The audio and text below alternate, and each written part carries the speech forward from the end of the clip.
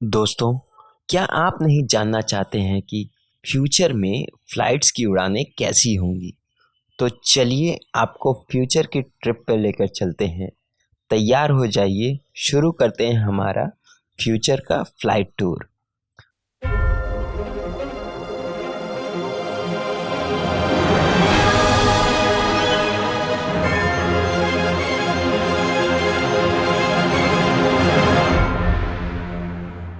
दोस्तों, आप देख रहे हैं अज्ञात बात, जहां पर हम आपके लिए देश और दुनिया से जुड़ी अद्भुत, अविश्वसनीय और अकल्पनीय किस्से और कहानियां लेकर के आते हैं, जहां पर आपका मनोरंजन भी हो सके और आपको कुछ जानकारी भी मिल सके।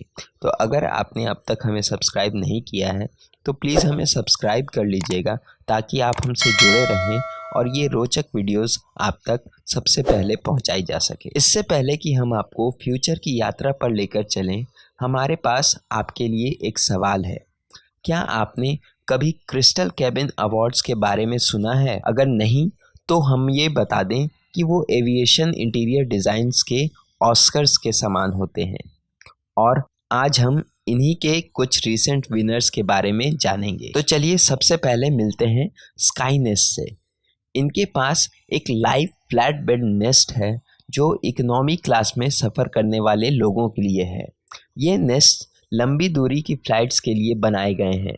डिज़ाइन एक स्लीप पॉड आइलैंड पर बेस्ड है जो प्लेन के बीच में होता है और आप इसमें एक सुकून वाली नींद लेने के लिए 4 घंटे का टाइम स्लॉट भी बुक कर सकते हैं। सबसे अच्छी बात यह है कि ये डिज़ाइंस अगले साल तक इंट्रोड्यूस किए जा सकते हैं। अगर आप प्रीमियम इकोनॉमी में लॉन्ग रूट्स पर ट्रैवल करते हैं तो आपको स्मार्टर सीटिंग डिज़ाइंस का इस्तेमाल करने का मौका मिलेगा। इसमें चौड़ी सीट्स होंगी और 2 आर्मरेस्ट शामिल होंगे, यानी कि आपको अपने बगल वाले साथी पैसेंजर के साथ आर्म रेस्ट को शेयर करने की ज़रूरत नहीं पड़ेगी। और ये फुली फ्लेक्सिबल रोज़ के साथ आएगा, जिसमें कुशन्स को एलिवेट किया जा सकता है उनको फ्लैट बेड में बदलने के लिए। लुफ्थांसा ग्रुप ने वादा किया है कि प्रीमियम पैसेंजर्स डबल बेड्स के साथ स्वीट्स को बुक कर सकेंगे और टेम्परेचर कंट्रोल्ड हीटेड या कूलिंग सीट्स पर सफ़र कर पाएंगे। आजकल एयरलाइन कंपनीज एयरक्राफ्ट कैबिन्स के नए डिज़ाइंस पर काम कर रही हैं, जो कि हवाई यात्रा के पूरे भविष्य को बदल कर रख सकता है। अभी उनका फोकस यात्रा कर रहे लोगों के एक्सपीरियंस पर है। इसकी वजह से हमें कुछ ना कुछ मज़ेदार नए तरह के हैरत अंगेज प्रोडक्ट्स फ्यूचर में देखने को मिलने वाले हैं। सिंगापुर एयरलाइंस की फर्स्ट क्लास स्वीट्स या एयर फ्रांस का ला प्रीमियर कैबिन को अगर हम देखें, जो कि आकाश में सबसे अच्छे फर्स्ट क्लास कैबिन्स में से एक बनने का अपने को दावा करते हैं। इसमें स्वीट्स होंगे जिसमें अलग अलग सोफ़ाज़ और चेयर्स लगे होंगे और हर स्वीट के 5 विंडोज़ होंगे जो कि कैबिन के दीवार के साथ लगे होंगे।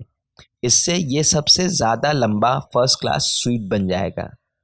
लेकिन फिर एयरबस ने एक और आइडिया पेटेंट किया है, एक अधिक इंटरैक्टिव उड़ान के एक्सपीरियंस के लिए, खासकर उन लकी पैसेंजर्स के लिए जो विंडो सीट्स पर होंगे। खास आई ट्रैकिंग इक्विपमेंट के माध्यम से विमान की महत्वपूर्ण वस्तुएं जिन पर आप ध्यान दे रहे हैं उन्हें हाईलाइट किया जा सकेगा और विंडो सीट पर सेमी ट्रांसपेरेंट डिस्प्ले पर डिटेल्ड इन्फॉर्मेशन प्रोवाइड की जा सकेगी। पेटेंट के मुताबिक आप ब्लूटूथ या वाईफाई से जुड़ी डिवाइसेस को डाटा यहाँ से भेज सकते हैं। इस तरह से टेक ऑफ्स और लैंडिंग्स और भी ज़्यादा एक्साइटिंग हो जाएंगी और आप एक नए देश या शहर के बारे में जानकारी प्राप्त कर सकेंगे। कतार एयरलाइंस ने भी एक नया कॉन्सेप्ट लाया है, क्यू सूट्स। इसमें आपको इंडिविजुअल सीट्स मिलेंगे दोनों तरफ, जबकि बीच का हिस्सा मॉडिफाई किया जा सकता है। आप एक डबल स्वीट चूज़ कर सकते हैं अपने साथी के साथ, या फिर थोड़ा प्राइवेट स्पेस बना सकते हैं, या फिर दीवार को हिलाकर एक मीटिंग के लिए क्वाड सूट भी बना सकते हैं। इकोनॉमी क्लास में भी कुछ सुधार हो सकते हैं। ज़ोडिएक सीट्स नाम की कंपनी ने एक पेटेंट फाइल किया है जो कि जिगजैग कॉन्फ़िगरेशन की सीट्स पर बेस्ड है। इसमें 3 और 4 सीट्स होंगे और हर एक अपोजिट डायरेक्शन में फेसिंग होंगे। इससे रेगुलर सीटिंग से कहीं ज़्यादा शोल्डर स्पेस मिलेगा और पैसेंजर्स को बहुत ज़्यादा लेग स्पेस भी मिलेगा। हाँ, कुछ लोगों को 8 घंटे से ज़्यादा अपने सामने वाले बैठे हुए व्यक्ति को देखने में इंटरेस्ट नहीं होगा, लेकिन अगर स्पेस की बात करें तो इसमें इम्प्रूवमेंट्स ये बुरे भी नहीं हैं। अब आपको पता होगा कि जब फ्लाइट अटेंडेंट्स मील्स और बेवरेजेस शेयर करते हैं तब केबिन में घूमना थोड़ा मुश्किल हो जाता है। अब आपको उनके साथ स्पेसिफिक टाइम पर खाना खाना पड़ता है और फिर अगर भूख नहीं लगी हो तो मील छोड़ना पड़ता है। लेकिन रोबोट्स इन समस्या का समाधान हो सकते हैं। एक कंपनी ने सुझाव दिया है कि परफेक्टली साइज पॉड्स का इस्तेमाल किया जा सकता है जो आयल के बीच में रेल पर स्लाइड करते हुए पैसेंजर्स के द्वारा दिए गए ऑर्डर्स को उन तक पहुंचा सकता है। इस तरह से आप अपने सीट से बिना उठे अपना मील सबसे सूटेबल टाइम पर पा सकते हैं।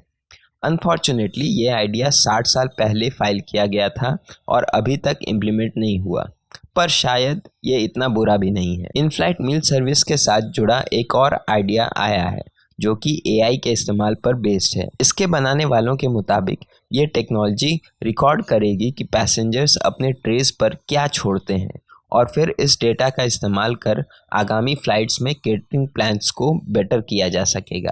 अब इन सुधारों को सुन के ये लगता है कि फ्यूचर में यात्रा करना और भी कंफर्टेबल होगा, पर कुछ ऐसे सजेशंस भी हैं जो खतरनाक से लगते हैं। वर्टिकल टेक ऑफ और लैंडिंग एयरक्राफ्ट। Hyundai ट्रांसिस की एयर टैक्सी कैबिन कॉन्सेप्ट जो स्पेस को ऑप्टिमाइज करता है और शेयर्ड कैबिन में प्राइवेसी को प्रायोरिटी देता है। शॉर्ट फ्लाइट्स के लिए सिटी एयरबस नेक्स्ट जेन भी एक अमेजिंग प्रॉस्पेक्ट है जो एक all electric vertical take off और लैंडिंग व्हीकल है 4 सीट्स के साथ। लिफ्ट और क्रूज कॉन्सेप्ट पर आधारित ये 50 माइल्स के रेंज के अंदर ऑपरेट कर सकता है और इसकी cruise speed 74 miles per hour होगी। और फिर आता है पैसेंजर एयरक्राफ्ट विद एआई को पायलट्स या फिर पायलट्स के साथ।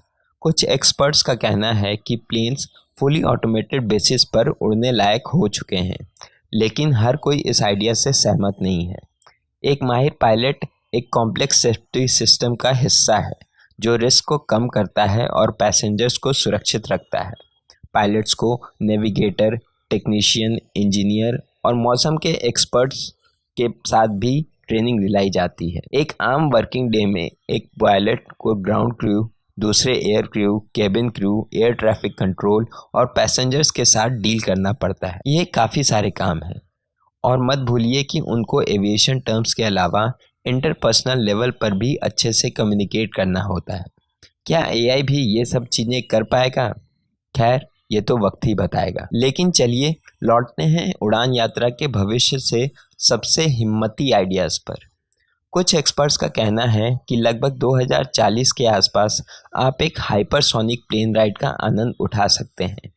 कई लोग मानते हैं कि सुपरसोनिक प्लेन्स का युग 2003 में कॉनकॉर्ड के रिटायर होने के बाद ख़त्म हो गया था, लेकिन दिख रहा है कि सिचुएशन जल्द बदल सकती है। नए सुपरसोनिक एयरक्राफ्ट्स इनक्रेडिबल हाइट्स पर उड़ने वाले हैं और उनकी स्पीड कम से कम किसी भी दूसरे पैसेंजर प्लेन के स्पीड से 6 गुना होने वाली है। इस केस में न्यूयॉर्क से लंदन जाने में कम से कम 2 घंटे लगेंगे, मुकाबले में आजकल एक नॉर्मल एयरप्लेन को दोनों शहरों के बीच 8 घंटे लगते हैं।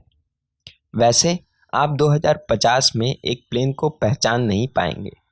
ये उड़ान यात्रा के लिए अगले कुछ दशकों में बदलते रहेंगे और बहुत अच्छी संभावना है कि किसी समय हम ऐसी एयरक्राफ्ट भी देखें जिनमें खिड़कियां ही ना हो। इस तरह से एयरक्राफ्ट्स मजबूत और हाई स्पीड के लिए तैयार हो पाएंगे। विंडोज़ प्लेन्स को भारी बनाती हैं जिससे कि फ्यूल कंजम्पशन ज़्यादा होता है। कोई आश्चर्य की बात नहीं कि कार्गो प्लेन्स में विंडोज़ नहीं होते। प्लेन्स धीरे धीरे स्लीकर बनाए जाएंगे और शायद सोलर पैनल से भी ढके जाएंगे। एक ट्रांसपेरेंट पॉलीमर से बना हुआ कैबिन का कॉन्सेप्ट भी आया है। चांसेस हैं कि कुछ दशकों में हम एक हाइपरसोनिक प्लेन देखें जो एक रॉकेट में बदलने वाले जेट इंजन के साथ हो।